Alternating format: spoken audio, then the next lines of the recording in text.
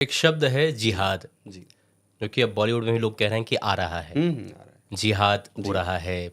जी, जी। आप इसे कैसे देखते हैं? क्या आपके हिसाब से क्या लगता है, लव जिहाद क्या होता है? बॉलीवुड में जो जिहाद हो रहा है वो क्या है? उसका क्या मतलब है? नहीं सर, ये तो है हुँ, और इससे जनता पर बहुत गलत असर पड़ता है। हुँ, ख़ास तौर पे जब धर्म को लेकर के चीज़ें होती हैं, तो एक तो फैमिली में बहुत ज़्यादा प्रॉब्लम क्रिएट होती है, अगर दूसरे धर्मों में कुछ इस तरह की चीज़ें होती हैं। हुँ, लड़की कहीं चली गई और ज़्यादातर तो हिंदुओं की लड़कियाँ ही जाती हैं। हुँ, ये भी देखने में आपको आया होगा, हुँ, क्योंकि उस वक़्त उनको अपने धर्म के बारे में एक तो पता नहीं होता है। हुँ, और जैसे उनसे किसी ने पूछ लिया कि तुम्हारे यहाँ मंदिरों में मूर्तियाँ जो होती हैं उन पे जल चढ़ाया जाता है, वहाँ पर तो गंदगी भी कर सकते हैं, कुत्ते भी चले जाते हैं, भी चले जाते हैं, आपकी मूर्तियाँ तो अपनी रक्षा नहीं कर सकती, फिर उनकी पूजा क्यों करते हो? हुँ, यहाँ पर जब जवाब नहीं होता है तो हम उनके फेवर में हो जाते हैं कि हाँ भाई तुम सही हो।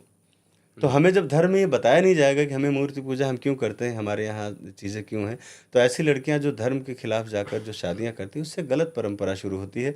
और वो भी खासतौर पे सेलिब्रिटी में। फिर लगता है छोटे वाले तबके में लोग, उनको भी लगता है कि अगर फलां उसने किया है, करीना कपूर ने किया तो मैं भी कर सकती हूँ।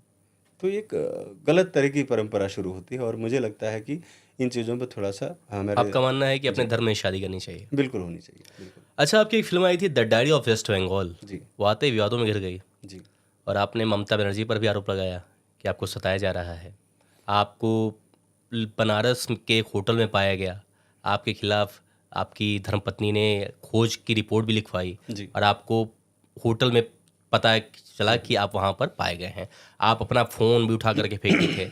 आप पुलिस से डर रहे थे, आपने कहा कि बंगाल पुलिस से आप डर रहे थे, प्रशासन डर रहे थे। क्या मामला था, पूरा बताएं। बहुत डिटेल में जाऊँगा तो बड़ी लंबी कहानी हो जाएगी। कम हुँ, शब्दों में बताना चाहूँगा कि ममता बनर्जी जी से मेरा कोई वैसा वो नहीं था कि मैं कोई इंटेंशनली काम कर हुँ, रहा था। बंगाल में मैं पिछले 3 सालों से मैंने काम किया और वहाँ पर जिस तरह से जनसंख्या को उलट-फेर किया जा रहा है, बाहर से लाकर लोगों को बसाया जा रहा है, मैंने उसके किसको ऑथेंटिकल बसाया जा रहा है? बाहर के रोहिंग्या मुसलमान जो आ रहे हैं, हुँ, बांग्लादेश के रास्ते से, हुँ, वहाँ पर लाकर बसाकर उनको वोटर आईडी दिया जाता है, उनको राशन कार्ड दिया जाता है ताकि यहाँ पे रहो, खाओ और हमें वोट दो। तो मेन तो यही था मुद्दा मेरा, जिस हुँ, पर मैंने बड़ी बारीकी से काम किया और उसको प्रूव भी किया। हुँ, लेकिन सरकार को बुरा लगा, उन्होंने हुँ, एफआईआर की हुँ, कई तरह से मुझे लिंचिंग कराने का भी हुँ, प्रयास किया गया। हुँ, लेकिन जब बात आ जाती है कि समझने की कि भाई हम कहाँ पे हैं हुँ, और हुँ, क्या कर रहे हैं, हुँ, तो मेरा ये मानना है कि जब फ़िल्म कंप्लीट हो गई, हुँ, पिक्चर जब कंप्लीट हो गई और उसके बाद जब हम लोग उसको रिलीज़ में लगे हुए थे, हुँ, तो मेरे साथ एक निर्माता थे वसीम रिज़वी। हुँ। तो वसीम रिज़वी जो थे वो पहले तो अपने आप को त्यागी बोलते हो थे, चुके हैं हाँ, अभी नहीं तक। त्यागी-वागी कुछ नहीं होते हैं, वो तो खैर हुँ।